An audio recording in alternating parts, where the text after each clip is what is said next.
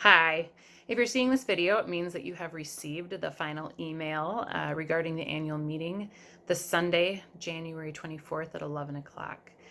We are very excited with the response that we've had, people registering for the meeting, and so we thank you for your interest and willingness to participate in a much revised format from other years. So just to kind of highlight some of the stuff in the email, the first thing that we want to talk about is that the annual report is available in that email. You click on the link and you're going to have access to the annual report, which includes the meeting agenda, the commission reports, including the most recent update from the COVID task force, and the 2021 budget. Many of you have already seen that, but it is tucked in there again. If you would prefer to have a hard copy, they will be available in the office all week long, and you could get a hold of one that way also. So then, next part of this email gives you the details of how to join the Zoom meeting. Many of you are pretty comfortable with Zoom at this point in time. You've had to use it for a variety of reasons. Some of you might not be, and that's okay. It's a pretty easy platform to use. We had several that joined our practice session last Sunday, and it was fun to watch. Many people kind of stretched themselves to learn something new in order to participate. So we are very grateful for your willingness to do so. But in this email, you will see that there is a link, and that if you click on that link the day of the meeting, it will open up the meeting for you. Be patient. If you click on it, a little before 11 and nothing shows up, you just need to be patient and wait, and we will open up the meeting, and you'll know when you have joined, because you'll start seeing faces pop up on your screen. And that can be done on a laptop, on a tablet, on a smartphone. You can join Zoom on any of those devices.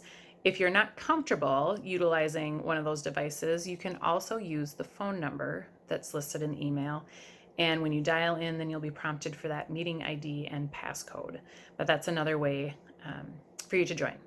Now, I am going to make note that multiple people can join the meeting through the same device. So let's say you just have one laptop, or you all want to just be on one laptop. That is completely fine. Multiple people can view the meeting, join the meeting through one device. What we will ask you to do is change your screen name to reflect who is viewing the meeting through that device. If you don't know how to do that, we will lead you through that in the meeting. I also believe that Pastor Dave's going to give some helpful tips on that piece also. But in terms of taking attendance, determining quorum, and also cross-checking that all ballots are equated with somebody who is actually in the meeting, which is one of our constitutional bylaws. We do hope that we can get everybody's screen name presented on the screen. That'll just help us with that attendance taking piece. So I think that is it on the meeting part. Accessing the ballot, that's the next piece of this email. There is a link. It's a Google form. If you were to click on that link right now, it is not going to be active. You're not going to get to see the ballot. It is going to just tell you that it is not currently accepting responses. So don't worry. When we're in the meeting and we get to that point of the agenda, that form will be turned on and it will become active. So at that point, when you open up that Google form, the first question is going to ask you to submit a unique identifier.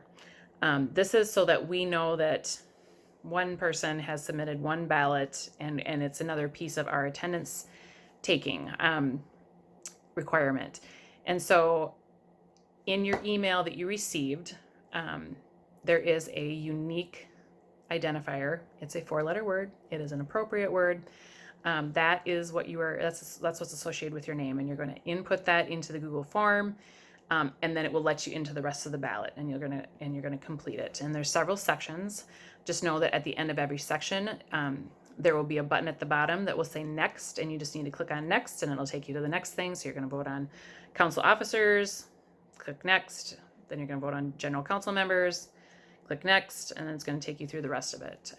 There will be foundation nominating committee, audit committee, and so forth. So when you have completed all sections, then instead of there being a next bottom or button at the bottom, there will be a submit button. And so in order for that ballot to be counted, we will need you to make sure that you have submitted the form.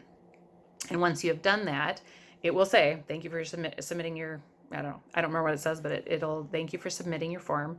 And it will also give you the option to complete an additional form. So again, if you have got one device that more than one person in your household is using to vote, that is okay.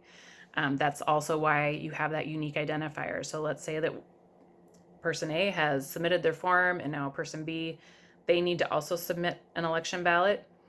It's great. Submit another form. It's going to take you right back to the beginning of it. It's going to ask for your unique identifier. And now person B is going to make sure that they have accessed their email that was sent to them that has their unique identifier in it, and put that word into that first question, and then it will let you into the rest of the ballot. So hopefully that answers those questions. Finally, there was some additional instructions that might be helpful. For one, if you have not used Zoom before on the device that you are going to use for the meeting, there is a test link towards the bottom of that email. And if you click on that, basically it just is trying to log you into a practice meeting. And it will, if you connect, it works. If you don't, then you know that we got to do some troubleshooting, and you may need to call the office and have somebody help you. So that is one helpful link that you could use. And then the other is that Pastor Dave is putting together some helpful tips and instructions on how to utilize some of the basic features that Zoom has that we are also going to utilize in the meeting. So how to do a poll, how to raise your hand, and some other things. So I'm going to let him cover that. But please, please, please know that we want this to be as possible for as many people as we can. So if you have questions between now and the meeting, or on the day of the meeting, if you are having issues, please call the office at 634-7110, and someone will be able to help you or refer you to somebody that will be able to talk you through any troubles you might be having. So again, thank you so much for your willingness to participate, and we'll see you on Sunday.